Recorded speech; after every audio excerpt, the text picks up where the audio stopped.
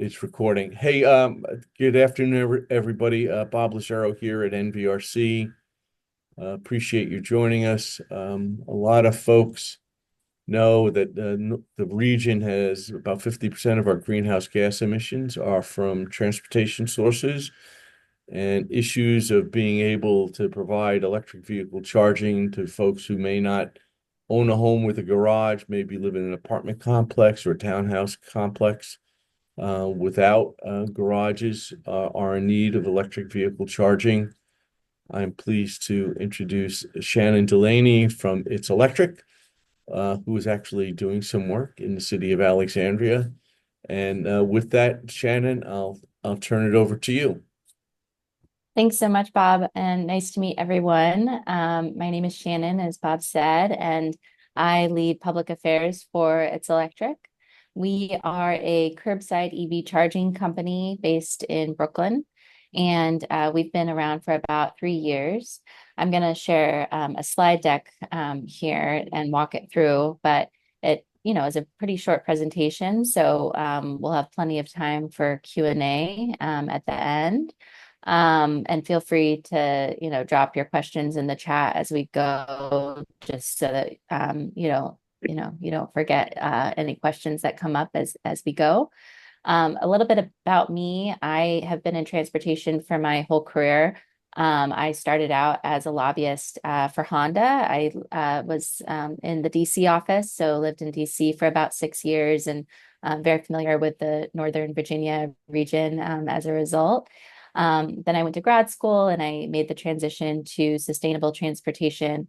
I led community partnerships for Spin, which is a shared e-scooter company, for a number of years, and then have been at It's Electric for about a year and a half now. In my role here, I handle a wide array of things. I do government relations and public policy, really helping cities to think through how to bring curbside charging to their jurisdictions. And then I also oversee all of our proposals, both to gain access and get permission to deploy in cities right of way, and then also to pull down federal and state funding to offset some of our capital costs in our early days of being a company. So really excited to be meeting all of you and hopefully to continue the conversation after today about how we might partner together. So with that, I'm going to go ahead and share my presentation with you, and we can click through this. So again, It's Electric has been around for about 3 years. We were founded with the goal of solving the problems that cities face when deploying public EV infrastructure. Our founders are Nathan King and Tia Gordon, and they live here in Brooklyn as well. And during the pandemic, they were looking to get a car for the first time and wanted to get an EV, but they live, in a neighborhood in Brooklyn that doesn't have off-street parking. And so they were faced with the choice of getting an EV, but then having to pay for a parking spot at a parking garage a mile away, and then also having to pay for that charging, or having to kind of spend their weekends going to these big box stores that have chargers deployed there. And it just became clear that logistically it wasn't going to make sense. And so in typical tech founder startup, they decided to solve their own problem by creating this company, which is really aimed at serving the 70 million drivers across the US who don't have access to a garage or a driveway, and therefore are facing this same barrier when they're looking to make the transition to EVs.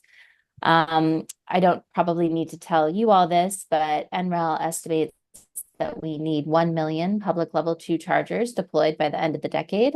Currently, we have about 126,000 deployed. And so clearly we're facing big problems in terms of being able to deploy this infrastructure quickly and get this infrastructure installed and able to support this EV transition. So we are the world's first public charging system that is powered by a building. and is a real component to the barriers that we are solving for cities. And so I'll talk about kind of our tiers and then the hardware form factor. So starting out with how we power our chargers.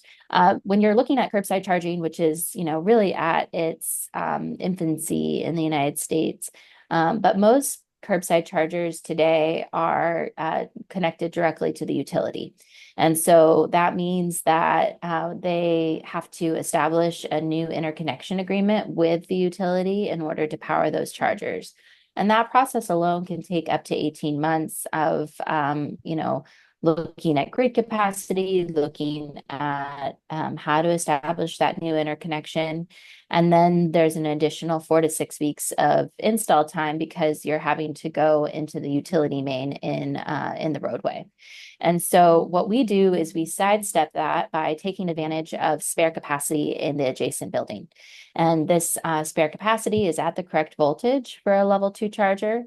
Level 2 chargers, as you know, are the chargers that take as much power as, an electrical appliance like a dishwasher or washing machine.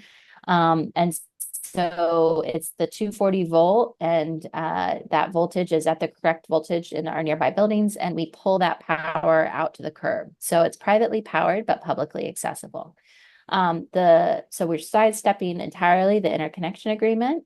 And then we have a much shorter installation time, just 2 days, because instead of going into the roadway, we're just doing a shallow trench underneath the sidewalk and pulling that power out to the curb, as you kind of see in this crosscut picture here. We're able to take on the capital expenditures. So we take on the cost of the hardware and the cost of the installation. And then we also are paying for the electricity that we're using. So the property owner isn't seeing an increase in their utility bill. The property owner, on top of that, earns about 20% of the revenue. It's 6 cents a kilowatt hour, but that roughly translates to 20% of the revenue. And so that's the incentive for them to lease, their spare capacity to us.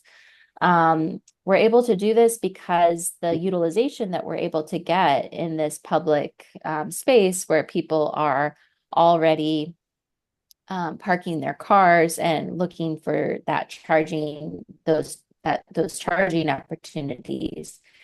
That utilization is just going to be much higher than you're going to see in private parking lots or garages. And so that's why we're able to offer this at no cost to the city and no cost to the private property owner.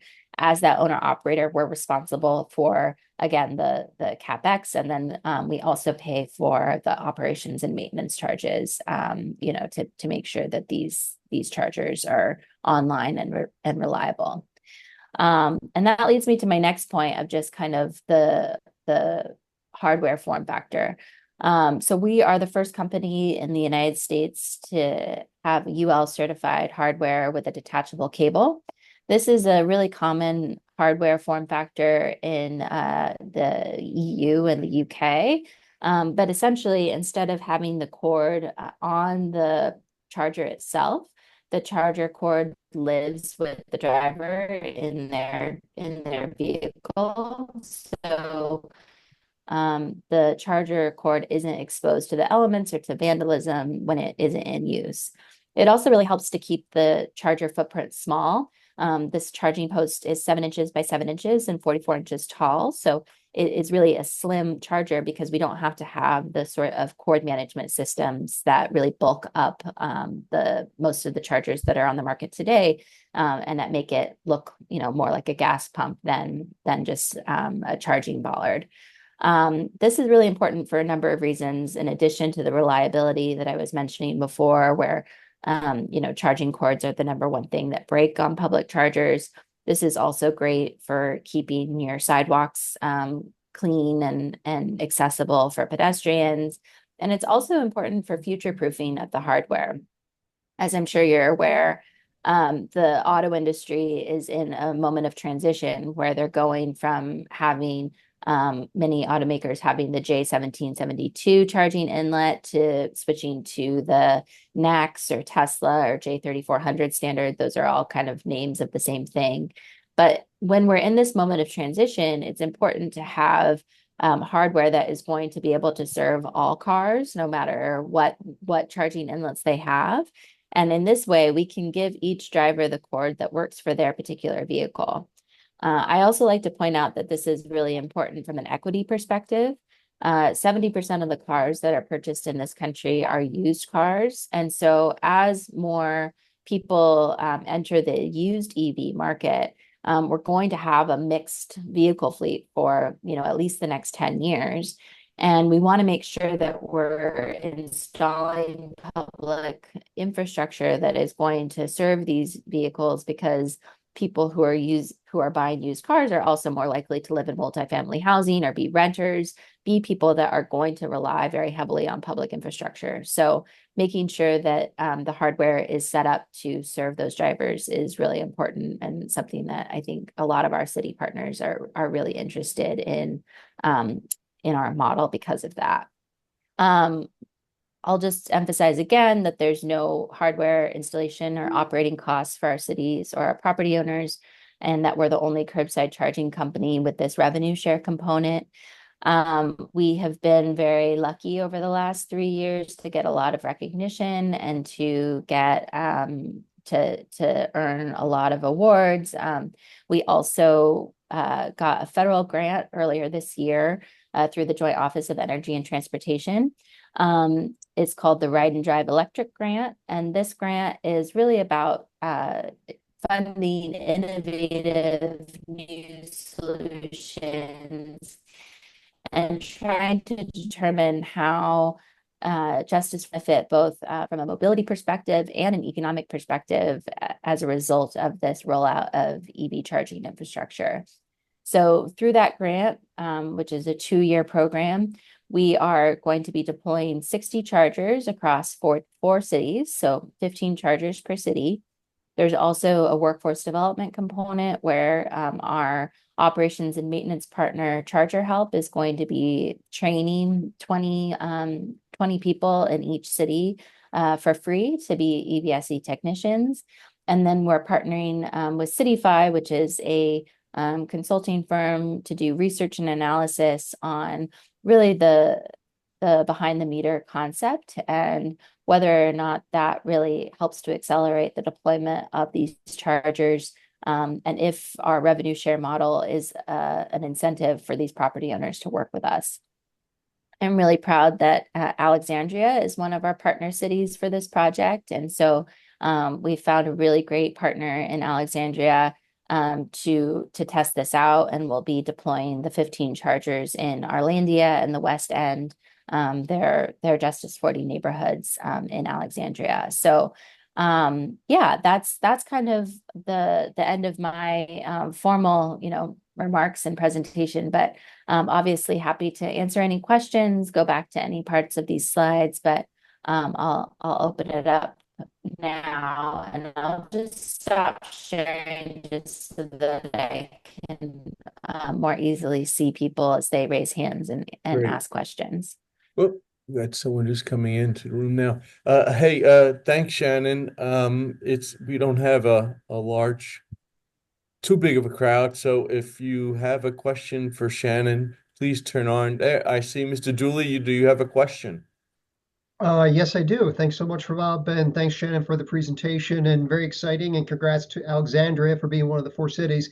If you could also tell us where the other 3 cities are, that'd be of interest. But more importantly, help me understand the relationship between if I'm an EV owner and you say that the cord for my car, let's call it the Ionic 5, I get the right cord to utilize your charger. And so do I have a contract with It's Electric? And how does that all play out? Thanks. Yep. So I'll just start with the other 3 cities. So the other 3 cities are Jersey City, Los Angeles, and Detroit. So really different range of cities and different permitting environments. And so we're really excited to see get the learnings from deployments in all 4 of our cities. In terms of getting the cord, so this cord is not proprietary. It is the SAE cords. So we're not, we're not locking people into our own technology. While we are the first company in the US to have the UL certification, we certainly hope that we are not the last. And so right now, how it works is that you sign up to be an It's Electric customer. You can also just do it through a guest account. You don't have to, there's not like some sort of subscription model or anything. And then we are messengering you the cord overnight. And so what we're playing Yeah, with no, let's is push it to having summer. what we're playing with is having people provide a deposit to get that cord, and then that deposit can be used towards their charging sessions. We're not trying to make money on the distribution of the cords. We view that really as a customer acquisition cost. But we do want to make sure that we're not giving out cords that people are then turning around and selling. So that's kind of the needle that we're trying to thread there. We're also working with automakers, including Hyundai, who makes the Ioniq, to include these cords at the point of sale in the vehicles themselves. That's how it's done in Europe, where this model is more common, so that there isn't that gap between someone coming across an It's Electric charger and then being able to charge.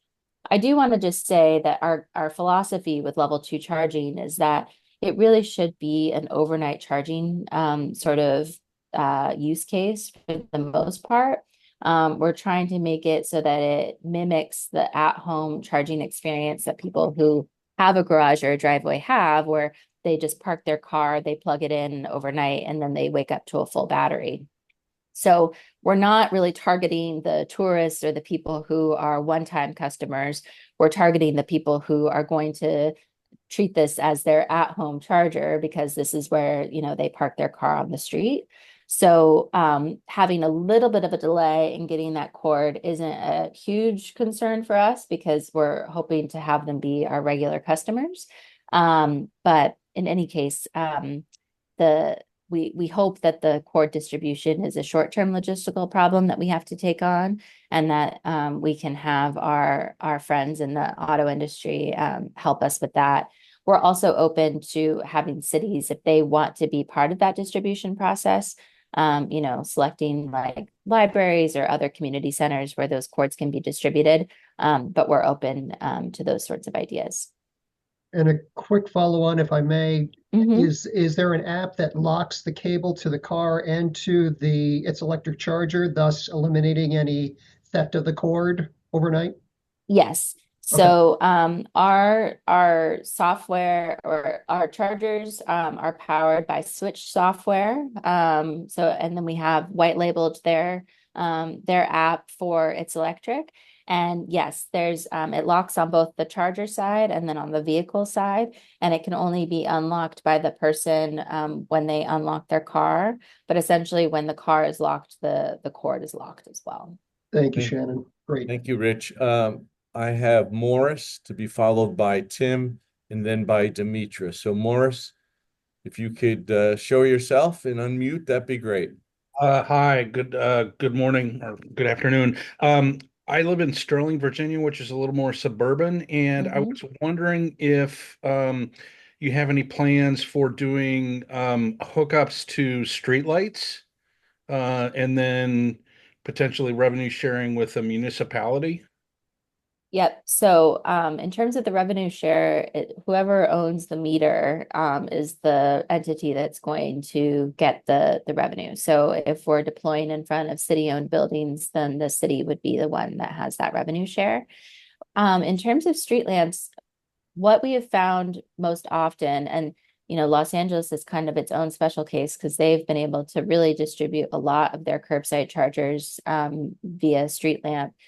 Because the voltage was at the correct level, and when they were doing their LED upgrades, they had that spare capacity in the street lamps themselves.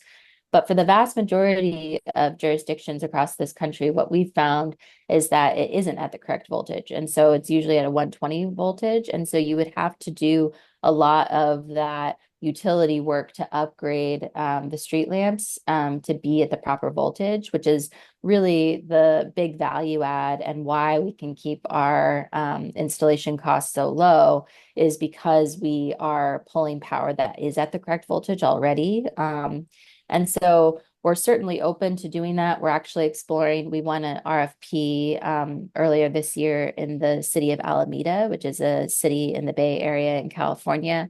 And they have utility poles, so not street lamps, but utility poles that are going to be something where we're testing out our direct to utility connection there. So we are interested in exploring that, but at the moment, we think that the biggest value to cities is really trying to sidestep the complications that having to do a direct to utility connection usually requires. Thank you, Shannon. Tim, to be followed by Demetra, then Mr. Marsh.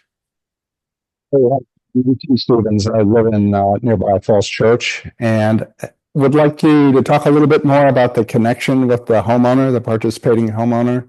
Would there be like a substation at their circuit box? How can they feel comfortable that the usage will get charged to the meter and not to their home bill? Yep. So we enter into host property agreements with each of our private property partners. And then that switch software that is powering the chargers and the customer app also powers a dashboard that they have access to. So it shows the amount of energy that we're using and keeps us honest in terms of giving that revenue. In terms of how we actually install, there is a revenue grade submeter within the guts of the charger itself. And so we can kind of do it one of two ways, depending on how the utility wants to do it. We can install a submeter, and so we're paying our bill directly to the utility. Sometimes, though, that isn't, how the utility wants to do it. And so we are reimbursing the property owner for the power that we're using. We like to do it the first way because we don't want to have the property owner have to do any outlay of money. We don't want them to, be doing this like they're putting out the energy and then we're reimbursing them for it. But sometimes that is how we have to do it in order to just comply with how the utility wants to do it. I will say that Dominion Energy has been an interested partner with us for at least a year now. We actually participated. They submitted a Communities Taking Charge grant application also to the Joint Office earlier this year to test this out. And so we were a partner on that application with them. So I believe that we have, a willing utility partner, at least at Dominion. I will admit that I am not entirely well versed as to which utility serves all of your jurisdictions. So that might be something that we would have to talk to the utility about. But I don't know if that answers your question, Tim, or if I can provide any other details there. No, that's helpful. Thank you. So, just before we get to Demetra, Shannon, Dominion is the largest utility here, but some of our localities, like the city of Manassas, has its own electric utility. Right. They're the only one. Manassas Park as well is served by Novec, which is a co-op. Okay. With that, Demetra to be followed by Mr. Marsh. Yeah, Shannon, I apologize. I was late coming to the meeting, so just tell me if you already discussed this and I'll go back and look at the recording. But thank you very much. This has really been of keen interest, this type of technology to Arlington for a while now. We have, for example, neighborhoods where the homes were built with no garages and no driveways. So it's really posed a challenge in those areas. So if I understand, if you're connected to a light pole somehow, then that light pole can be metered or unmetered. You're able to adjust or adapt to either one, correct? Well, here, and let me, I'll just pull up my, let's see here. Just because I'm such a visual person that if I see a picture, it's a lot easier for me to understand. But essentially, what we're doing is we're actually pulling power from the nearby building. And so the building has the power at the correct voltage. They have the 240 volt voltage, and we're pulling about 40 amps worth of power. So that's the equivalent of a washing machine or a dryer. And that is something that most panels have, that, what we call spare capacity. Mhm. So it is privately powered and then publicly accessible. So we're pulling that power from the nearby building instead of going to the lamp post, because oftentimes the lamp posts are those accessory feeds are upgrades there, and that ends up being very expensive. And what we're trying to do is take advantage of the existing grid capacity, so that utilities aren't in this bind where they're having to bring on new electrical supply to power these EV chargers, but instead kind of do that low hanging fruit of like, hey, there's already this existing capacity. Let's just get it to the place where it needs to go. Okay, just very quickly, so how does that work in terms, because here you're talking about a building, and I'm not clear on how it works in residential, let's say single family detached, neighborhoods. And the other thing is when you get into either, and maybe this is a part that you already discussed, I'm unclear on, typically jurisdictions can't reserve the right of way exclusively to any one party, homeowner. So I'm just wondering how you manage who's able to use that system. Yeah. For example, you're talking about multifamily. We have a big problem and a big challenge here with existing multifamily buildings where the EV ownership isn't high enough in the building to justify the costs of the retrofit for installing EV charging. Right. In their parking garage. So if you've already discussed it, please just go on to the next speaker. But if not, I'd be curious to know a little bit about that. Yeah, no. So, and we haven't discussed this in detail. So these are all the right questions. I would say that we're building agnostic, right? So we are able to, have property partners that are single family homes, all the way up to multifamily homes or schools or, any type of building. It really is just about doing that site visit to see if their panel, has the spare capacity for us to deploy. And I will emphasize that we are only interested in deploying where there is that public accessibility to the space 24/7, because that is how we can make our business model work. Right. Because we are the owner operator and we are taking on the upfront costs as well as the operating costs, we need to have the certainty that people can charge there 24/7.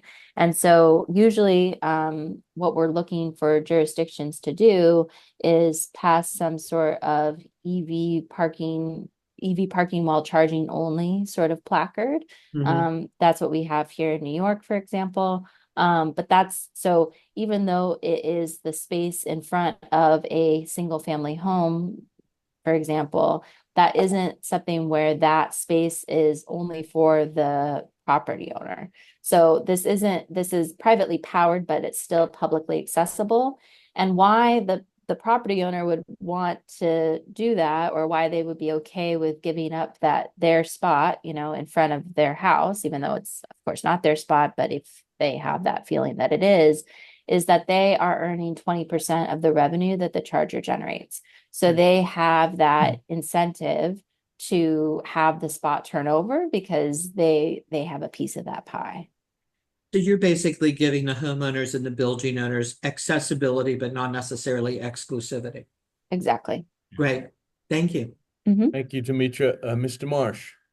Thank you, Bob. I'm really grateful for this opportunity to listen to this presentation because I had a chance to hear the Volts podcast that Dave Roberts had with your CEO a couple of months ago, and it's been on my mind ever since, especially since y'all mentioned that Alexandria was one of your test cases. I put my question and comment in the chat, but in essence, I think what the thing that that is on my mind is that this can be such a benefit, such a potential benefit for so many of the townhome communities in Northern Virginia. And Loudoun, Fairfax, Prince William, the cities, all of them have, especially slightly older townhome development patterns where you have that kind of, you don't have a garage and you don't have a driveway. But that, to me, that brings up the role of homeowners associations as gatekeepers. Because I think the locality will have a role too. You would probably pull a trades permit with the building official of the various jurisdictions to show the safety and code compliance of that connection. Possibly some site related discussions too about your underground cable and your placement of your charging device. But I think really the gatekeeper is the HOAs. And I just wanted to hear from you all about your outreach assumptions along those lines, about connecting with homeowners associations about your product. Yeah, and really good question. I think that there's so many different stakeholders. There's the jurisdiction with authority, but then there's ones that, have semi-authority or authority over their particular spot. So the city of Alexandria has connected us with some of those homeowners associations already to start those conversations. But we also, I lead public affairs, but then we have my colleague, Eben Falconer. She is our director of strategic partnerships. And so she does all of the outreach to the real estate owners to really develop our pipeline for private property interest. And so she is, her whole background is in real estate and stakeholder management there. So I think it's about, what does that contract look like? Like, is it there an overarching contract with the HOA and then with individual homeowners within that? I think, that because we're early enough days in terms of our deployments, that isn't a contract that we've gone through yet, but I would assume that it would be, that overarching contract with the HOA and then individual contracts with the private property owners. I'll also just note that, the expected useful life of our chargers is 10 years, and we are set up to make the return on our investment within 2 years. So all of our private property contracts are pegged to that 2-year mark, right? So, but we realize that we're not, it's not something that property owners are going to be willing to go into a 10-year contract with us, but it's a 2-year with the opportunities to renew after the fact. I'll also note that, in the city of Alexandria right now, I know that we're anticipating that it's going to be a license agreement for 5 years with the opportunity to renew. So again, even on the city level, we're hoping to eventually, be deployed there long term, but very well aware that the timelines are going to have to be modified for the different jurisdictions to make everyone comfortable with that. That's cool. That's good to hear. I'll just add one more comment. My sense of working with HOAs is that my sense is they would probably see it as a permanent change. So they have a plat for their area. They show the lot lines of townhomes. They show common space areas. They assign parking, whether it's available to residents or not. And all of that is woven into their bylaws that their HOA boards enforce. And that those bylaws talk about what homeowners can or cannot do in the process they go through to make changes on their land. Right. That's where I picture this is going to come in. It's going to be some recognition that this is allowable or not. And then if it's allowable, what the homeowner goes through to get it done. But I think the assumption will be it will be there forever, because once they approve that sets a precedent that something like that is allowable by any homeowner. So that's my initial thought, but I really like this idea, and I'm really grateful to hear more about it. And I do think, so our primary business model is that we're the owner operator, and that we are looking for these spots that have this 24/7 utilization potential. Yeah. However, in an HOA context where parking spots are assigned, and this is going to potentially be more of a privately used model. It can be both. And then an HOA can also, with the consent of the homeowner, say, we might reprogram or change the accessibility of certain parking of that spot. I would also say that we're exploring more of a lease to own model of with the hardware so that you could have it be that there's less of a need for us so that there is coverage of our hardware costs to the extent that it wouldn't be outside of the realm of like having it be more of a privately utilized charger. I will say though that we're still developing that sort of framework of like how to do this, but especially in these sorts of cases, it seems like there's appetite for something where it's like a lease to own. It's hard though, because a lot of times when we're looking at deploying in spaces that are enforced by the part of the good thing about deploying in a publicly accessible space is that then the enforcement of like kicking someone out if it's an internal combustion engine, or if like they, are an EV, but they aren't actually charging, all of those enforcement burdens are something that a lot of times the private parking people do not want to get into. And so there's this push pull of like sometimes wanting it to be accessible only to a certain group of people, but then also them not wanting to take on these parking enforcement responsibilities. So those are just some of the factors that we try to disentangle. Appreciate it. Thank you. Thank you, Shannon. Any other questions? I don't see any. I was going to say is part of this effort is to do the outreach to our local governments who work with our HOAs. The other thing I would point out is my daughter lives in an apartment complex that has no parking garages, no garages, but has visitor parking. So this could be a great opportunity for them to reserve 2 or 3 spots for EV charging for their neighbors who live there but don't have that access. And I see Nicole has her hand up, so thank you for joining us. Yeah, hey, sorry, it took me a while to find my raise hand button. Thanks for this amazing presentation, Shannon. This is really exciting. I'm very much looking forward to the expansion of this kind of technology in the United States. I know it's much more common in Europe and Canada as well. So I wanted to ask, you've got these 4 cities you're doing this initial kind of pilot-ish program. What is your growth projection? Like, when do you expect to be able to move into other jurisdictions, maybe ones that aren't quite as dense as these 4? Yeah, so the 4 that we were talking about are where we're deploying with this federal grant, but we've also won permission to deploy in other cities as well. So in addition to Alameda, which I would say definitely is in that lower density category, it's an island community in the Bay Area of about 70,000 people. So, but we won a RFP there earlier this year, and we're going to start really small. We're only going to start with 10 chargers. We're also looking for funding to expand that deployment with federal or state dollars to 50 chargers, but starting small with just 10. We also won an RFP in the city of Boston earlier this year. So we're going to be doing 225 chargers there over the next 5 years.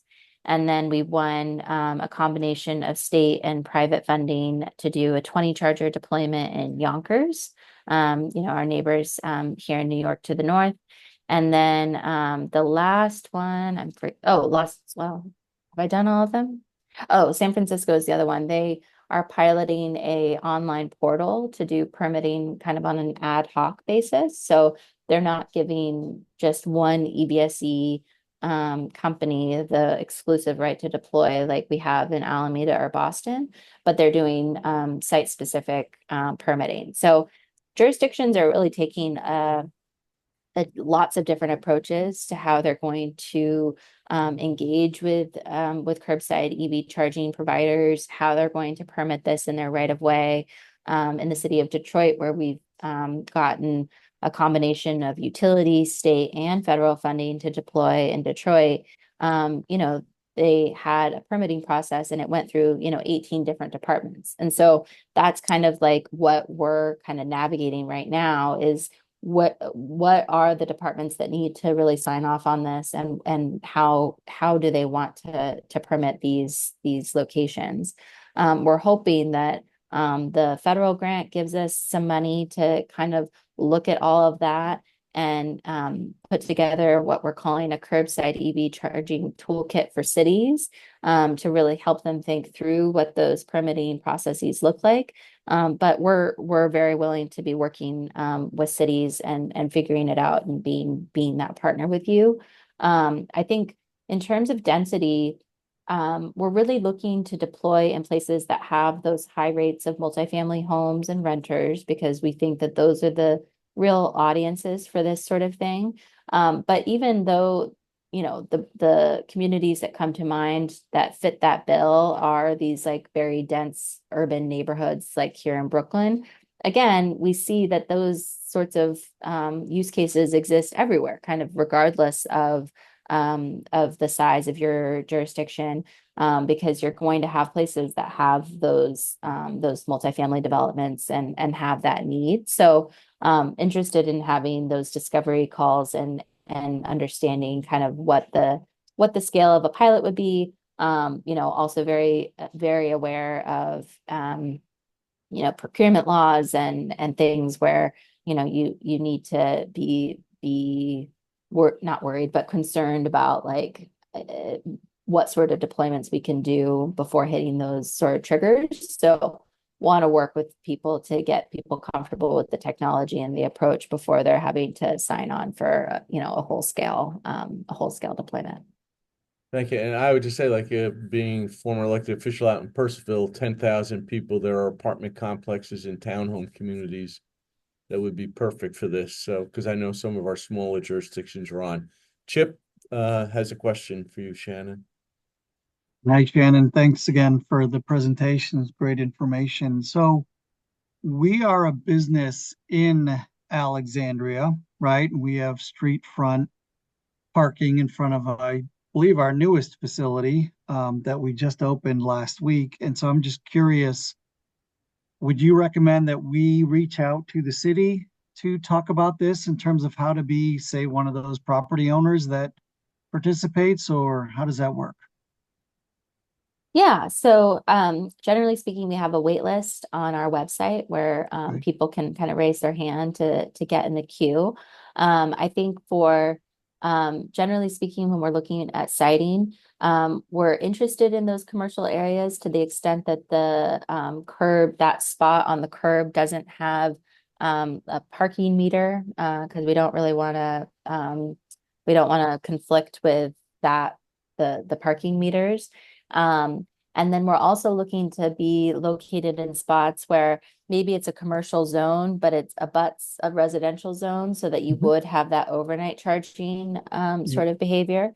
But yeah, we would love to get you on the wait list. And if you're not within the Arlandia or West End neighborhoods, it might not be something that the federal grant works for you, because we are targeting those neighborhoods in particular.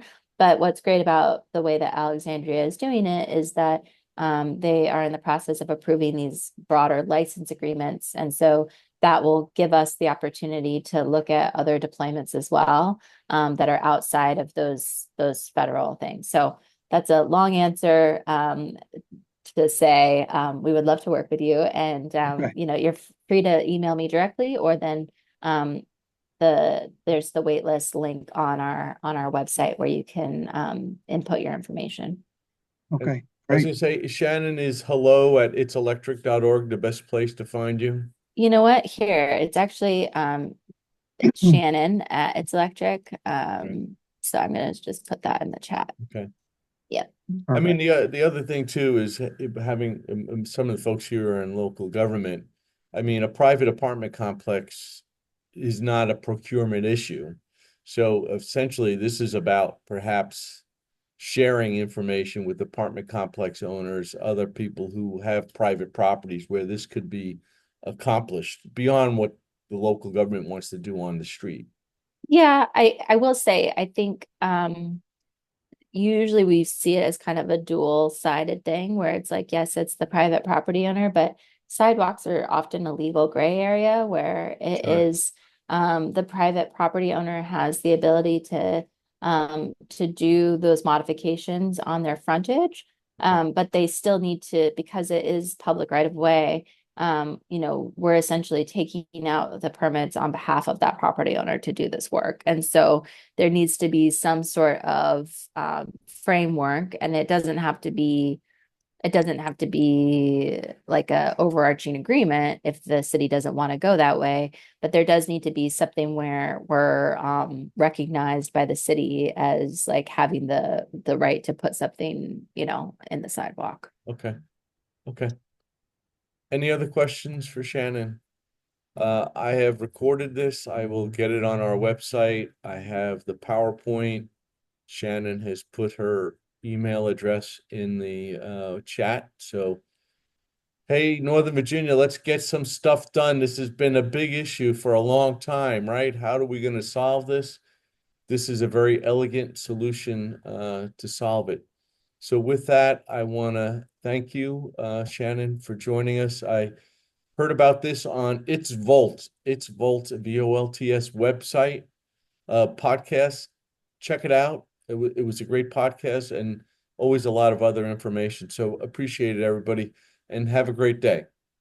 Thanks so much for the opportunity, and look forward to hearing from you all soon. Take care now. Okay, bye-bye. Thank you.